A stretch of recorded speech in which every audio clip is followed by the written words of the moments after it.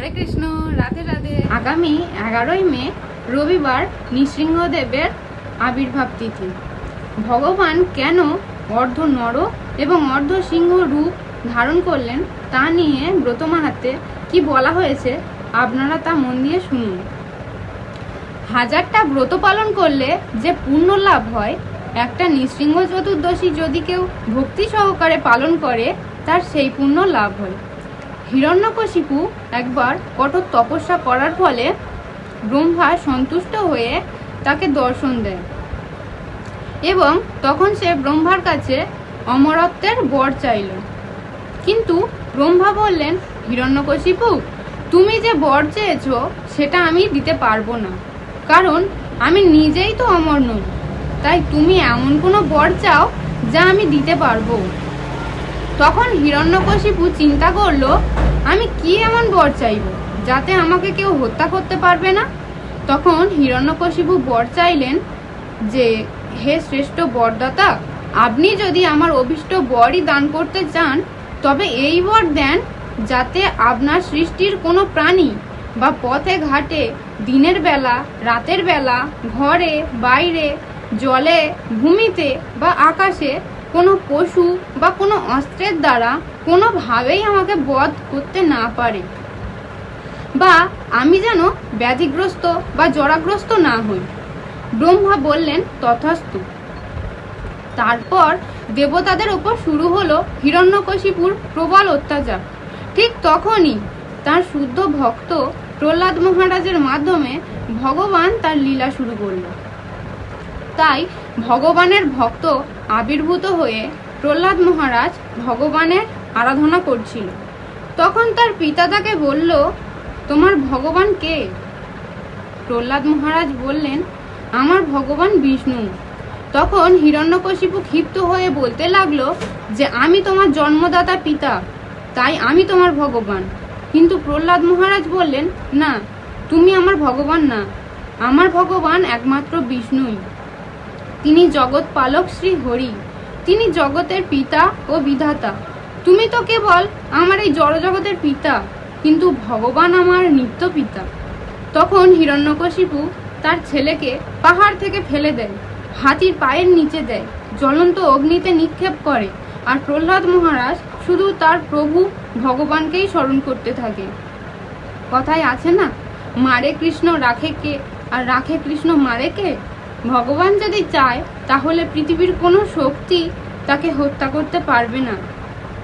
তাই যখন কোনো কিছুর দ্বারা সম্ভব হলো না, তখন প্রহ্লাদ মহারাজকে কারাগারে নিক্ষেপ করলো, শিকল দিয়ে বেঁধে রাখলো আর মারতে লাগলো, আর প্রহ্লাদ মহারাজ শুধু শ্রীহরিকে ডাকতে লাগলো।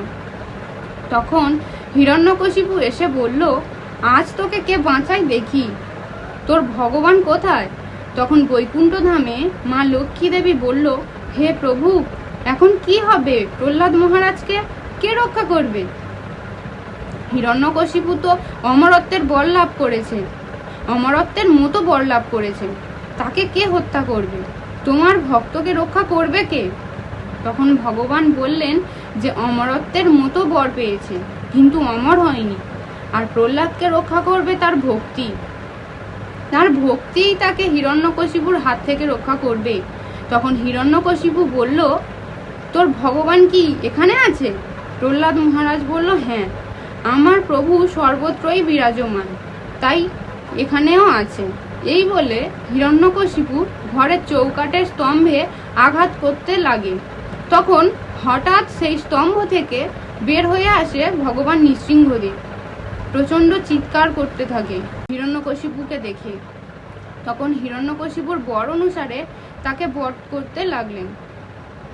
সে বরপ্রাপ্ত হয়েছিল যে সে ঘরে বাইরে কোথাও মরবে না, তাই সে ঘরেও না, বাইরেও না, ঘরের চৌকাঠে, কোনো নরও না, পশুও না, কোনো অস্ত্রের দ্বারা না, সকালে না, রাতেও না, জলেও না, মাটির উপরেও না, আকাশের নিচেও না, অর্ধেক পশু ও অর্ধেক মানুষ নরসিংহ রূপে গোধূলি লগ্নে, মানে অর্ধেক দিন ও রাত, মানে সন্ধ্যার সময়, নখের দ্বারা, কোনো অস্ত্রের দ্বারা নয়, নখের দ্বারা তাকে বধ করে। ভক্তের ডাকে ভগবান তার ভক্তকে যে কোনো উপায়েই রক্ষা করে। এমনকি ভগবানের এই রূপ দেখে দেবতারা ও ব্রহ্মাণ্ডও কেঁপে উঠেছিল। এ কি রূপ!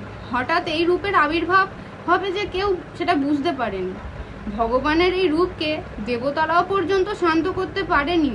তখন দেবতারা বলল, একমাত্র একজনই পারে ভগবানকে শান্ত করতে, সে হলো তার ভক্ত প্রহ্লাদ। তখন প্রহ্লাদ মহারাজ প্রভুর কাছে স্তুতি প্রার্থনা করতে লাগলেন। তখন ভগবান ভক্তের প্রার্থনায় শান্ত হলো এবং তাকে কোলে তুলে নিল ও ভগবান বললেন, হে ভক্ত প্রহ্লাদ, আমি তোমাকে দর্শন দিয়েছি, এখন তুমি কি বর চাও আমার কাছে, তুমি সেটা বলো, আমি তোমাকে বর দেব।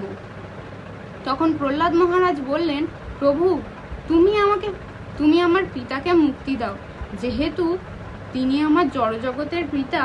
তখন ভগবান বললেন, তথাস্তু, কিন্তু তোমার শুধু এই পিতাই মুক্তি লাভ করবে না, যে গৃহে তোমার মতো শুদ্ধ বৈষ্ণব ভক্ত আছে তার 21 কুল উদ্ধার হবে, অর্থাৎ পিতৃকুলের 10 কুল, মাতৃকুলের 10 কুল এবং নিজের 1 কুল মুক্তি লাভ করবে। এই ছিল একাদশীর ব্রত মাহাত্ম্য কথা। আর নৃসিংহ চতুর্দশী ব্রত পালন করলে কি কি ফল লাভ হয় সেটা আমরা শুনে নিই। এই নৃসিংহ ব্রত যে পালন করবে তারা জন্ম মৃত্যুময় সংসার থেকে রক্ষা পাবে। এই ব্রতের প্রভাবে যার পুত্র নেই তিনি ভক্ত পুত্র লাভ করবেন, দরিদ্ররা ধনশালী হবে, তেজস্কামীরা তেজ লাভ করে, রাজ্যকামীরা রাজ্য পাবে, আয়ুষ্কামীরা দীর্ঘায়ু পাবে। আর যিনি এই ব্রত লঙ্ঘন করবে, ব্রতের দিন অবহেলা করে এই ব্রত করার দরকার নেই এই মনোভাব নিয়ে ব্রতটা করবে না, এড়িয়ে যাবে জেনে শুনে, তিনি চন্দ্র সূর্য যতদিন এই পৃথিবীতে থাকবে ততদিন নরক যাতনা ভোগ করবে। এই ছিল একাদশীর ব্রত মাহাত্ম্য। জয় ভগবান নৃসিংহদেব কি জয়, জয় প্রহ্লাদ মহারাজ কি জয়। হরে কৃষ্ণ, রাধে রাধে।